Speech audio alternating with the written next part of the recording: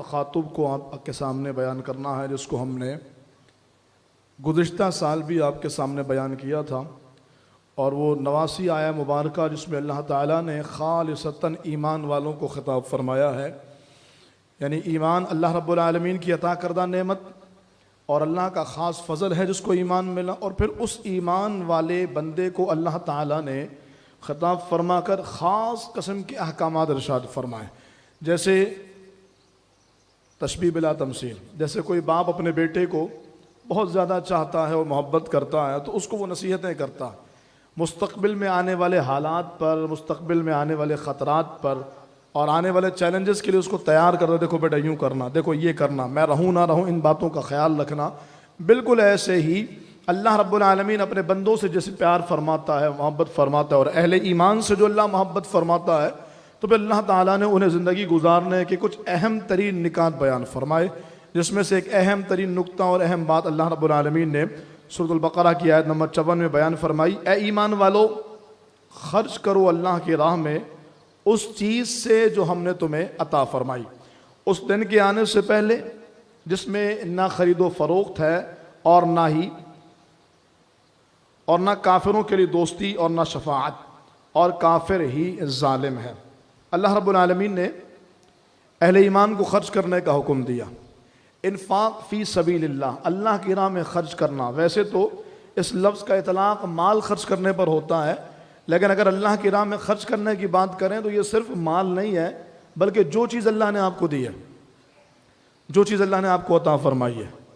اس کو خرچ کرنا، یہ انفاق فی سبیل اللہ کہلاتا ہے۔ چنانچہ اللہ رب العالمین کے حبیب علیہ السلام کی حدیث پاک ہے، میرے محبوب علیہ السلام نے فرمایا، جناب ابو ذر روایت کرتے ہیں کہ تم کسی نیک کام کو حقیر نہ سمجھو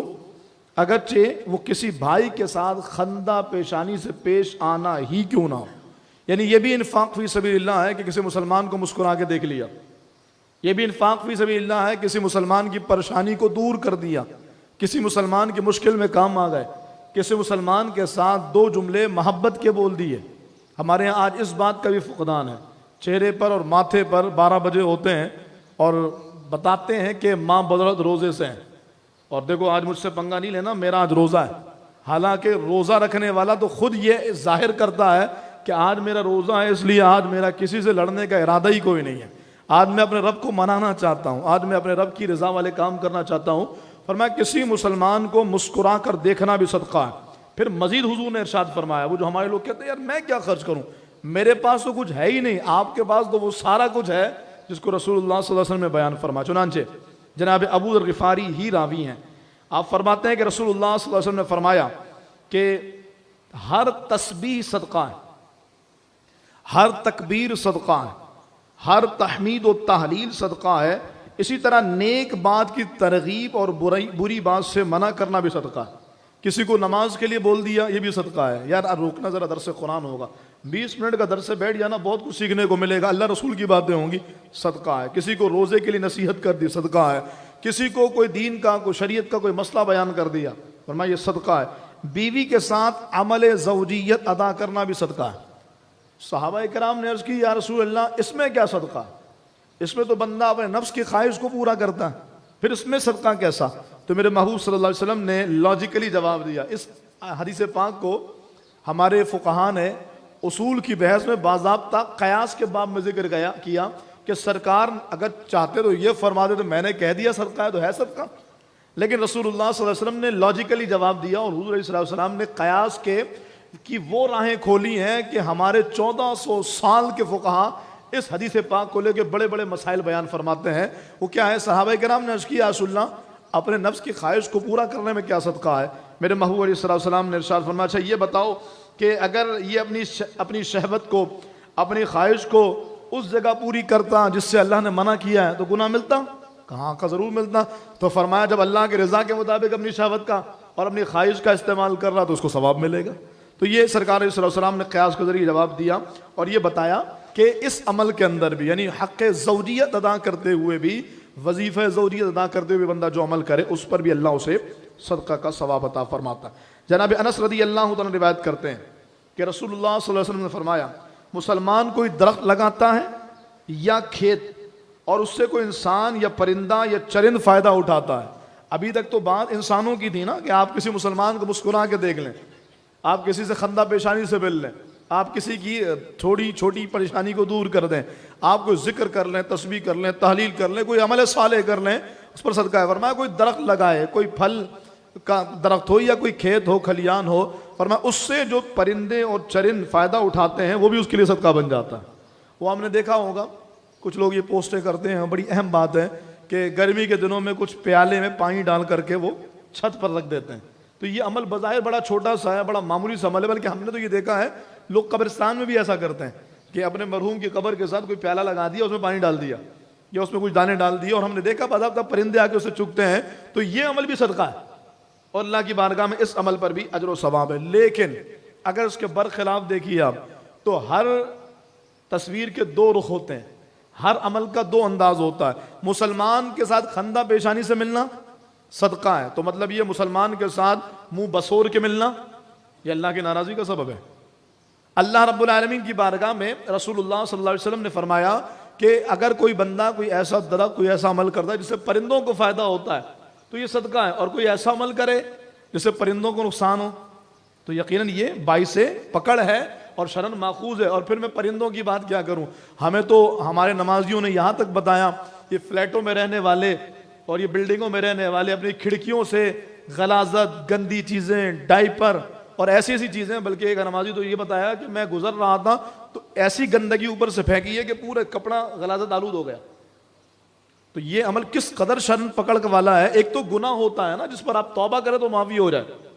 کسی بندے نے کوئی غلط کام کر لیا، کوئی گناہ کر لیا، اللہ کی نافرمانی کر لی، اس پر اللہ کی بارگاہ میں توبہ کریں تو اللہ تعالیٰ توبہ قبول فرما لے گا۔ لیکن دوسری جانب عمل یہ ہے کہ آپ وہ کام کر رہے ہیں کہ جس پر صرف معافی نہیں ہوگی، اس بندے سے جس کا حق طلب ہوا ہے، اس بندے سے جس کے کپڑے گندے کیے ہیں، اس بندے سے جس کے اوپر زیادتی کی ہے، اس سے معافی مانگنا بھی ضروری ہے۔ اور آپ کو تو معلوم ہی نہیں ہے، اوپر سے پانی پھینک دیا، تھوک پھینک دیا، پچکاری مار دی، کوئی گٹکا ماوا کھا رہے تھے اور وہ اس کی پیک پھینک دی، تو یہ سارا عمل اللہ کی بارگاہ اتنے پکڑ والا ہے کہ رمضان کی راتوں میں عبادت کرنے والے عابدو، تمہاری ساری عبادت ایک طرف، میں بہت بھاری جملہ عرض کر رہا ہوں، ساری عبادت ایک طرف، کسی مسلمان کا حق دبانا ایک طرف، کسی مسلمان کے ساتھ زیادتی کرنا ایک طرف، کیونکہ وہ عبادت رب کی رضا کے لیے ہے اور رب کا خود اعلان ہے اگر تم کسی بندے کا حق دبا کر آؤ گے تو جب تک وہ صاحب حق معاف نہ کر دے اللہ بھی معاف نہیں کرے گا۔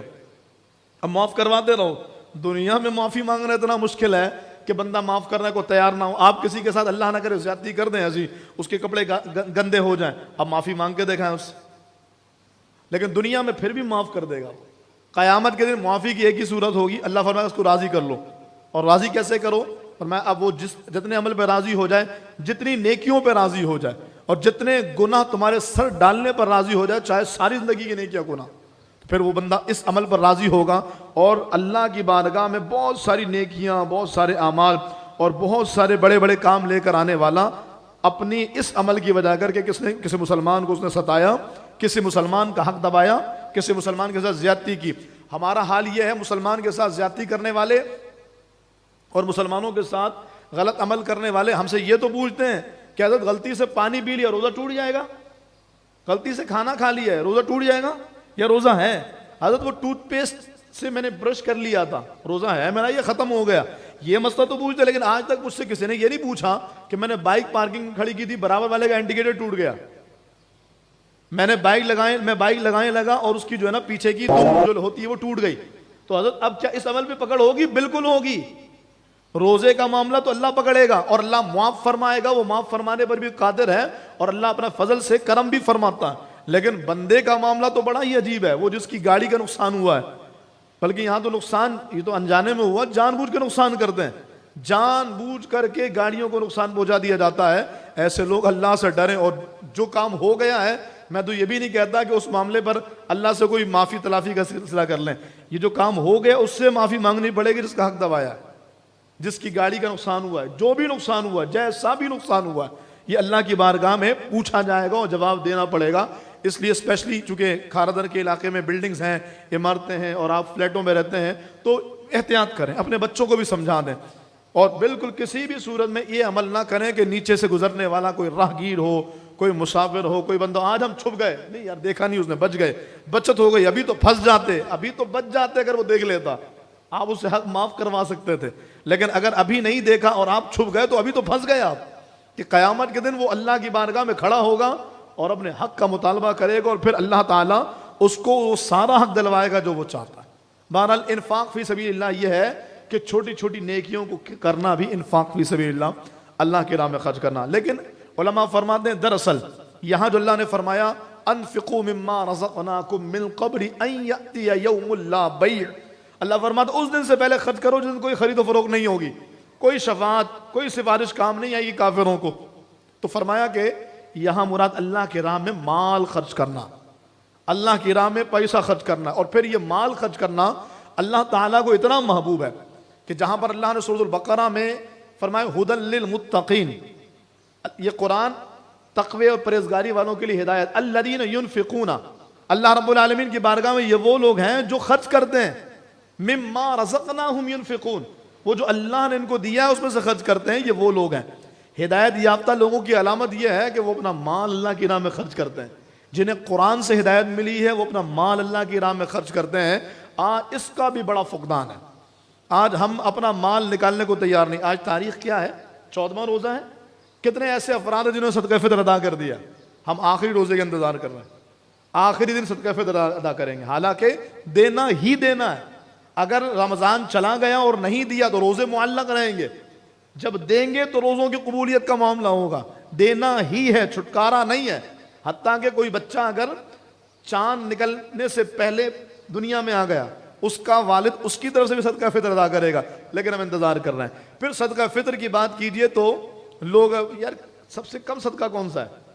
سب سے کم صدقہ فطر کون سا ہے. اگر اپنے گھر میں اگر واش روم کا نل لگانے بھی جا رہے ہیں تو یار اچھا برانڈ دکھانا, یار یہ جلدی خراب نہ ہو جائے, دکھانا بھلے یار مہنگا ہے, کوئی مسئلہ نہیں یار, ایک چیز لگا رہا ہوں تو اچھی لگاؤں. تو بھائی جب اپنے روزے کی قبولیت کے لیے صدقہ فطر ادا کریں تو اچھا صدقہ دیجیے نا. اللہ رب العالمین نے آپ کو دینے کے قابل کیا ہے, آپ دنیا کو دکھاتے ہیں میں تو اچھا کھاتا ہوں, میں تو برانڈڈ کھاتا ہوں, میں لوکل چیزیں نہیں کھاتا, میرے گھر میں ساری چیزیں برانڈڈ ہوتی ہیں. آپ میرا فریج دیکھ لو, میری ساری چیزیں ایک سے بڑھ کر ایک, میں نے یہاں سے منگائی, دبئی سے منگائی, امریکہ سے منگائی. میں تو روزہ بھی افطار عجوہ کھجور سے کرتا ہوں جو مدینے کی ہے. اس بار ختم ہو گئی تو خاص میں نے بندے کو کہا کہ وہاں سے عجوہ کھجور لے کر آؤں, میں روزہ عجوہ کھجور سے افطار کروں گا. تو پھر جب صدقہ فطر ادا کرنے کی بات ہوتی ہے تو پھر عجوہ کھجور کا اعتبار کیوں نہیں ہوتا, صدقہ فطر دینے میں عجوہ کھجور یاد کیوں نہیں آتا, کشمش یاد کیوں نہیں آتی, پنیر یاد کیوں نہیں آتا, اس میں گندم ہی کیوں یاد آتا. اور اس میں بھی کہتے ہیں یار اچھا کسی نے 300 بتائے, کسی نے 340 بتائے, تو کم والا وہ بتاؤ, بس وہ دے کر کے جان چھڑا لو. یہاں جان چھڑانے والی بات نہیں. فرمایا جن کو اللہ نے قرآن کے ذریعے ہدایت دی ہے, وہ قرآن کے ذریعے ہدایت پانے والے اللہ کی راہ میں جو رب نے ان کو دیا ہے اس سے خرچ کرتے ہیں. اور یہ خرچ کرنا کیا ہے, یہ نقصان نہیں دے گا. اگر کوئی 350 روپے صدقہ فطر دیتا ہے اس کو اس کا بدلہ ملے گا, اور کوئی 3500 روپے صدقہ فطر دیتا ہے اس کو اس کا بدلہ ملے گا. چنانچہ سورہ انفال آیت نمبر 60 میں اللہ فرماتا ہے وَمَا تُنْفِقُوا مِنْ شَيْءٍ فِي سَبِيلِ اللَّهِ يُوَفَّ إِلَيْكُمْ وَأَنْتُمْ لَا تُظْلَمُونَ. فرمایا اور اللہ کی راہ میں تم جو کچھ خرچ کرو گے اس کا اجر تمہیں پورا پورا دیا جائے گا, اس کا بدلہ. ہو سکتا ہے ہمارے روزوں میں کمی ہو سکتا ہے ہمارے روزوں میں کچھ اونچ نیچ ہو جاتی ہو, کچھ غلطی کوتاہی ہو جاتی ہو. اگر ہم یہ مال اللہ کی راہ میں دیں اور یہ کہہ کے دیں کہ مالک تو پورا پورا بدلہ دے گا, تو میں صدقہ فطر بھی اپنی حیثیت سے بڑھ کے ادا کروں. ہم زکوٰۃ میں بھی 2.5% نصاب پر دیکھتے ہیں, حالانکہ زکوٰۃ 2.5% لازمی ہے, بڑھوتی کر کے دے تو اس میں کوئی پکڑ تو نہیں ہے, اس میں کوئی مواخذہ تو نہیں. صدقہ فطر کا معاملہ بھی یہی ہے. اللہ فرماتا ہے تمہیں کیا ہوا, فرمایا اور اللہ کی راہ میں تم جو کچھ خرچ کرو گے اس کا اجر تمہیں پورا پورا دیا جائے گا اور تم ظلم نہیں کیے جاؤ گے. آگے اللہ فرماتا ہے سورۃ الحدید آیت نمبر 10 میں وَمَا لَكُمْ أَلَّا تُنْفِقُوا فِي سَبِيلِ اللَّهِ وَلِلَّهِ مِيرَاثُ السَّمَاوَاتِ وَالْأَرْضِ. اور تمہیں کیا ہوا کہ اللہ کی راہ میں خرچ نہیں کرتے, جیب میں مال ہے, پیسہ ہے, خرچ نہیں کرتے, اور خرچ کریں گے بھی تو وہاں خرچ کریں گے. میں تو بھائی وہ NGOs کو دیتا ہوں, میں آرگنائزیشن کو دیتا ہوں, میرا سارا مال وہاں جاتا ہے. کمپنی کا مالک جس کی اپنی کمپنی میں لوگوں کی سیلریز اتنی کم ہے کہ گزارا نہیں ہو رہا, جس کے جو آفس کا یا کمپنی کا گیٹ کیپر ہے, چوکیدار ہے, اس کی سیلری اتنی کم ہے, اس غریب کا گزارا نہیں ہو رہا, لیکن وہ آگے جا کر NGOs کو دے رہا ہے, وہ آگے جا کر آرگنائزیشن کو دے رہا ہے، اس لیے کہ اگر اپنی کمپنی کے اس غریب بیچارے کی سیلری بڑھا دے گا تو کس کو پتہ لگے گا؟ ہاں، لیکن اگر آرگنائزیشن کو دے گا تو پتہ لگے سیٹھ صاحب آ گئے، سیٹھ نے دیا ہم کھلا رہے ہیں، سیٹھ نے دیا ہم لوگوں میں بانٹ رہے ہیں۔ یہ سیٹھ اپنی کمپنی کے لوگوں کا خیال کیوں نہیں کرتا؟ آپ کے اسی علاقے میں ایک سیٹھ صاحب ہیں، ان کی کمپنی ہے ماشاءاللہ، تو وہ بھی ایسی کرتے تھے کہ ایک آرگنائزیشن کو وہ کروڑوں روپے دیتے تھے، تو ماشاءاللہ یہاں سے آگے ان کا ذہن بنا، ایسا نہیں کہ انہوں نے آرگنائزیشن کو دینا بند کر دیا، ہاں، لیکن انہوں نے اپنی کمپنی کے لوگوں کو فیسیلیٹیٹ کرنا شروع کر دیا، ان کو میڈیکل کی سہولت دے دی، ان کو بونس کی سہولت دے دی، ان کو دیگر اور سہولیات دے دی۔ اب کیا ہوا کہ خرچ ابھی بھی کر رہے ہیں وہ، لیکن وہ جو جاب پر آنے والا ہے، جب اس کے گھر میں کوئی پریشانی آ جائے، اس کو میڈیکل کی سہولت ہے، اس کو بونس کی سہولت ہے، کیسا ہاتھ اٹھا اٹھا کر اللہ کی بارگاہ میں دعا دے رہا ہوگا۔ آرگنائزیشن کو دینے والے بھی ظاہر ہے ثواب کی امید رکھتے ہیں، لیکن کہنے کا مقصد یہ ہے کہ وہ یہ آرگنائزیشن کو دینے والے اپنے ان کے آس پاس میں کوئی بھی نہیں ہے؟ جس نے 1 لاکھ روپے زکوٰۃ نکالی ہے، اس کے قریب میں کوئی ایک بندہ بھی ایسا نہیں تھا کہ وہ 1 لاکھ روپے ان لوگوں پہ خرچ کرتا، اپنے پڑوسی پہ، رشتہ دار پہ، محلے دار پہ، بھائی بہن پہ، قرب و جوار والے پہ، اپنے ساتھ کام کرنے والوں پہ۔ اس کو ضروری ہے کہ وہ بڑی NGOs کو، بڑی تنظیم کو، بڑے ویلفیئرز کو دے۔ میرا اختلاف نہیں ہے، آپ کسی کو بھی دیجئے، لیکن کہنے کا مقصد یہ ہے کہ جو شریعت نے ہمیں طریقہ کار اور احکام بتائے اور خرچ کرنے کی جو راہیں رسول اللہ صلی اللہ علیہ وسلم نے بیان فرمایا، قرآن دیکھیے کیا کہتا ہے، اللہ فرماتا ہے یسألونک ماذا ينفقون، وہ آپ سے پوچھتے ہیں کیا خرچ کریں، اللہ فرماتا قل ما انفقتم من خیر فللوالدین والاقربین والیتامى والمساکین وابن السبیل، آپ فرما دیجئے تم جو بھی مال خرچ کرو تو وہ ماں باپ پہ خرچ کرو، قریبی رشتہ داروں پر خرچ کرو، یتیموں، محتاجوں، مسافروں کا جو حق ہے ان پہ خرچ کرو، اور فرمایا وما تفعلوا من خیر فإن اللہ بہ علیم، اور تم جو بھی نیکی کرو گے، تم جو بھی خرچ کرو گے اللہ وہ جانتا ہے۔ اللہ کو تمہارے اس عمل کی خبر ہے کہ تم NGO میں کیوں دے رہے ہو، تم تنظیم کو کیوں دے رہے ہو، تم ویلفیئر کو کیوں دے رہے ہو، قریب میں تمہارا بھائی، رشتہ دار، کمپنی میں تمہارا کام کرنے والا وہ ملازم، وہ رول رہا ہے، وہ کہتا مجھے قرضہ دے دو، وہ کہتا مجھے زکوٰۃ کا ہی راشن دے دو، میرے گھر میں گزارا نہیں ہو رہا، اسے دینے کو تیار نہیں ہے، لیکن ویلفیئرز کو دینے کو تیار ہیں اور بڑی بڑی آرگنائزیشن کو دینے کو تیار ہیں۔ کہنے کا مقصد یہی ہے کہ اپنے مال کو ایسی جگہ خرچ کیجئے جہاں اللہ آپ کے اس عمل کو کئی گنا بڑھا کے عطا فرمائے۔ اللہ رب العالمین اس کی کئی بار مثال بھی بیان فرمائی ہے، اور یہی ضرورت ہے اس عمل کی کہ ہم اللہ کی راہ میں خرچ کریں۔ ایک حدیث پاک اور سنیے، رسول اللہ صلی اللہ علیہ وسلم سے جناب ابو ہریرہ روایت کرتے ہیں کہ میرے محبوب نے فرمایا 1 دینار جس کو تم اللہ کی راہ میں خرچ کرتے ہو، فرمایا کہ اور 1 دینار جس کو تم غلام آزاد کرنے میں خرچ کرتے ہو، اور 1 دینار جو تم کسی غریب پر خرچ کرتے ہو، 3 ہو گئے، اور 1 دینار جس کو تم اپنے گھر والوں میں خرچ کرتے ہو۔ سرکار نے 4 طرح کے خرچ بتائے جو تم راہ خدا میں کر رہے ہو، غریب پر کرتے ہو، تم غلام کو آزاد کرنے میں کرتے ہو، یا پھر تم راہ خدا میں کرتے ہو، اور ایک وہ جو تم اپنے گھر والوں پہ کرتے ہو۔ سرکار فرماتے ہیں ان سب میں ثواب کے اعتبار سے وہ خرچ سب سے بہترین ہے جو تم گھر والوں پہ کرتے ہو۔ گھر والوں سے مراد گھر والوں کی ضرورت ان کو پورا کیجئے، اور ظاہر جب آپ زکوٰۃ نکالیں گے تو گھر والوں کو تو نہیں دیں گے، اپنے ماں باپ کو تو نہیں دیں گے، اپنے اصول و فروع کو، اپنی اولادوں کو تو نہیں دیں گے، تو اپنے قرب و جوار میں بہن بھائیوں تک کو زکوٰۃ دی جا سکتی ہے، ہم کیوں نہیں دیکھتے؟ اچھا، پھر ہمارا المیہ یہ ہے، میں گفتگو ختم کر رہا ہوں، ہمارا المیہ یہ ہے کہ ہمارے یعنی ہم ممبر کی بات کر رہے ہیں جہاں میں بیٹھا ہوں، صاحبان منصب کا المیہ یہ ہے کہ یہ ساری آیتیں اور حدیثیں بیان کر کے پتہ ہے کیا کرتے ہیں، وہی کہتے ہیں کہ بھائی لاؤ چندہ دو، ہمیں ضرورت ہے چندے کی، ہمیں ضرورت ہے پیسے کی، لاؤ ہمیں پیسہ دو۔ آپ نے سنا پوری گفتگو میں نے کہیں بخاری مسجد کا ذکر کیا؟ نہیں، کیونکہ ہم بخاری مسجد کا نہیں، ہم مسجدوں کا کام کر رہے ہیں۔ ہم پیغام یہ دینا چاہتے ہیں اپنے قریب قرب و جوار والوں کو دیکھیے، یہ بہت بڑا کام ہے، یہ جس کا کام ہے وہ کروائے گا انشاءاللہ۔ اپنے قریب دیکھیے، اپنے آس پاس کو دیکھیے، اپنے پڑوسیوں کو دیکھیے، اپنے محلے داروں کو دیکھیے، خرچ کیجیے اللہ کی راہ میں۔ اللہ اکبر۔ وہ واقعہ آپ سب کے علم میں آیا ہوگا جب کل فیصل آباد میں ایک نوجوان کے گلے پر پتنگ کی ڈور پھر گئی، وہ جس کی عید کے چوتھے دن شادی تھی، تو خوبرو نوجوان ایسا خون میں لت پت ہے جیسے کسی گائے کو کاٹ دیا گیا ہے۔ خدا نہ ان تمام تر صاحبان اقتدار سے بھی گزارش ہے ایسے معاملے کی روک تھام کیجئے، ورنہ اللہ کی بارگاہ میں جواب نہیں بن پڑے گا۔ جب جناب عمر کہتے ہیں دریائے دجلہ کے کنارے کوئی بکری کا بچہ پیاس سے مرے، عمر ڈرتا ہے اللہ کی بارگاہ پوچھا جائے گا۔ تو یہ نوجوان بیچارے یوں سرے راہ کسی ڈور پھرنے سے مارے گئے، انتقال کر گئے، اللہ اس کے صاحب ایمان کی بخشش فرمائے، اللہ اس کے درجات کو بلند فرمائے، اللہ رمضان کے صدقے اس کو اعلیٰ علیین میں جگہ عطا فرمائے۔ لیکن یہ صاحبان اقتدار کے لمحہ فکریہ ہے، اور پھر یہ ہمارے لیے بھی ہے جو لوگ اس کا استعمال کرتے ہیں۔ اور جو میرا موضوع اس کے مطابقت کے اعتبار سے میں عرض کروں تو جس طرح اس نوجوان نے آگے خوشیاں دیکھنی تھی، کیسی پلاننگ ہوگی، عید کی تیاریاں چل رہی ہوں گی، شادی کی تیاری چل رہی ہوگی، کیسے بڑے بڑے خواب، امنگیں، امیدیں اور خواہشات ہوں گی، لیکن کوئی نہیں جانتا تھا اس کی ساری پلاننگ سے پہلے اس کی موت کی پلاننگ ہو چکی ہے۔ تو ایسا ہی ہمارے ساتھ بھی ہو سکتا ہے۔ اللہ عافیت والی زندگی دے، اللہ ایمان پر شہادت کی موت عطا فرمائے، اللہ رب العالمین محبوب کے صدقے ہمیں حادثاتی، اندوہناک اور عبرتناک موت سے محفوظ فرمائے۔ لیکن میں یہ کہہ رہا ہوں کہ ایسی کوئی پلاننگ کہیں ہمارے لیے تو نہیں کہ ہماری آگے پلاننگ ہے یہ اور ان ساری پلاننگ کے آگے رکاوٹ بننے والی موت ہماری منتظر ہے۔ اجل ہی نے چھوڑا نہ کسرا نہ دارا، اسی سے سکندر صفات بہارا، درا رہ گیا سب یوں ہی ٹھاٹ سارا، ہر ایک لے کے کیا کیا نہ حسرت سے دارا، جگہ جی لگانے کے دنیا نہیں ہے، یہ عبرت کی جا ہے، تماشا نہیں ہے۔ اپنے مال کو خرچ کیجیے، اللہ رب العالمین ہمیں اپنے مال کو درست جگہ پر استعمال کرنے کی توفیق دے۔ آج ہی اپنے اموال کی صدقات، زکوٰۃ، فطرات نکالنے کی سعادت عطا فرمائے۔ قرب و جوار میں جو محتاج ہیں، غریب ہیں، مساکین ہیں اور غربت کی چکی میں پس رہے ہیں، اللہ ان کے ساتھ کھڑا ہونے اور ان کا ساتھ دینے کی توفیق عطا فرمائے۔ اس محفل، اس اجتماع کے صدقے اللہ ہمارے ارض مقدس کی حفاظت فرمائے، فلسطینیوں کی اللہ مدد فرمائے، اللہ پاک انہیں غلبہ عطا فرمائے۔ وہ جو کیچڑ اور بارش کے پانی میں بچے سو رہے ہیں لیکن وہ اپنے مطالبے سے 1 انچ بھی دستبردار ہونے کو تیار نہیں ہے، اللہ ان غیور بچوں، شہزادوں، شہزادیوں کے صدقے ہمیں اور ہمارے حکمرانوں کو غیرت عطا فرمائے۔ اللہ پاک ہماری دعاؤں کو ان کے حق میں قبول فرمائے، اور اللہ تعالیٰ ان یہودیوں، اسرائیلیوں کا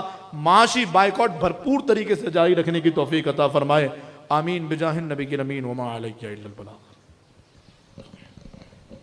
اعوذ باللہ من الشیطان الرجیم، بسم اللہ الرحمن الرحیم، یا